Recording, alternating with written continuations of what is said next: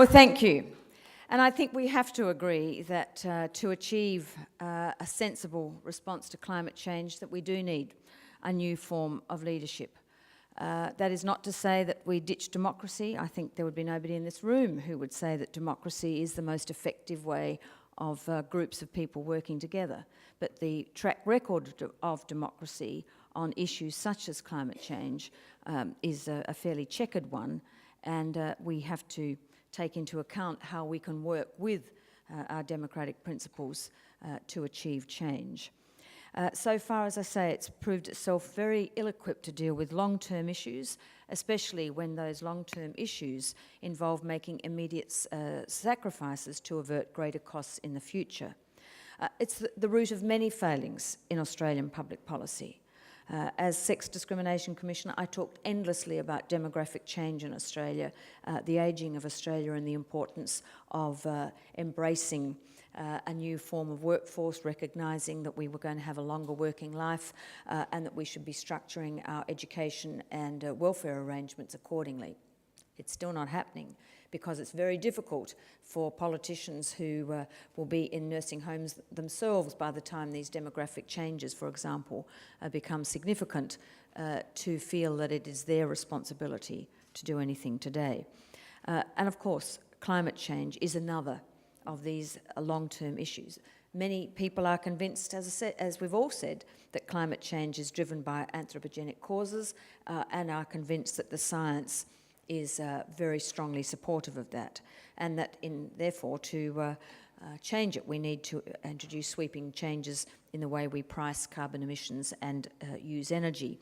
But there is still another section of the community, including parts of the scientific community, which remains unconvinced, and I think with the global economic crisis, a small but growing section unwilling to pay the price. And the question is, do we ignore them? Do we roll over the top of them? Or do we stay with them? Do we try to build consensus? And I think we have to agree, if we are believers in democracy, that democracy has always functioned on the basis of consensus and consensus building, and then when democracy has not, for example, you have a change of government and they introduce a whole new agenda that perhaps wasn't supported by a majority and is imposed on them, you see very rapid swings back and forth in public policy. And I would have thought climate change, because it's a long-term issue and it needs change today and continuing change, could not afford to be the victim of very aggressive and acute swings in public opinion and in democratic and political values particularly, and changes of government that brought about very big swings in policy when it came to climate change. So if you accept, and I would assume most people in this room would accept, that we have to use the democratic process, then, as I say, you need a new leadership to deal with the climate change, and that has to be a leadership built on consensus building very directly. Because the irony about democracies is that although ultimately the outcome is going to be a consensus, the tyranny of the majority, as I think it's called, the process of getting there is an extremely combative and aggressive one. And this is an issue where I don't think this would be useful. I'm reminded constantly of the terrible position I think Australia ended up in on a whole lot of social issues by the beginning of the 1990s with the rise of Pauline Hanson, because there was this huge divide between the views of the AB demographic, the well-educated demographic who lived in inner cities and was thoughtful and was very happy to embrace all sorts of racial diversity and social diversity.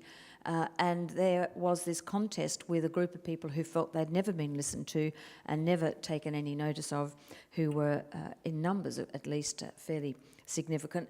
And I think that division that occurred then with the rise of Pauline Hanson was the outcome of that. And I think it would be a great tragedy for Australia and its leadership on climate change if we were to allow that to happen again. So we have to take the community with us, which is why I personally find it very sad when well-informed people who can well defend the case for climate change on the basis of science and statistics and fact persist in insulting the other side with a whole range of personal expletives and characterisations that don't contribute to the debate and merely work to drive groups that we should be seeking to bring together apart.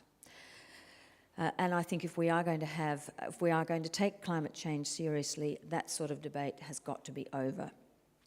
I think the other thing we need to remember is that the world's track record, not just at a national level, at the level I've just described within Australia, but internationally, on building consensus for change is a very tricky one.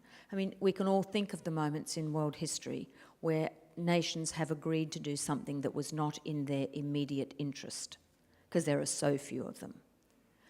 As the head of the Office of the Status of Women and then as Sex Discrimination Commissioner, was very privileged to be on negotiating teams, negotiating text at the United Nations, agreed text. It was a consensus forum. We would fight for days over a comma.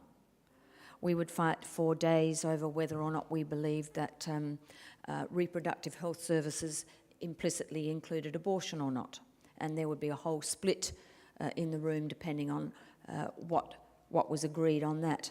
And I can tell you that no country, including the so-called progressives of Sweden and France and Germany, you know, the Europeans who very much run the agenda in the Commission for the Status of Women, they never agreed to anything they weren't already doing.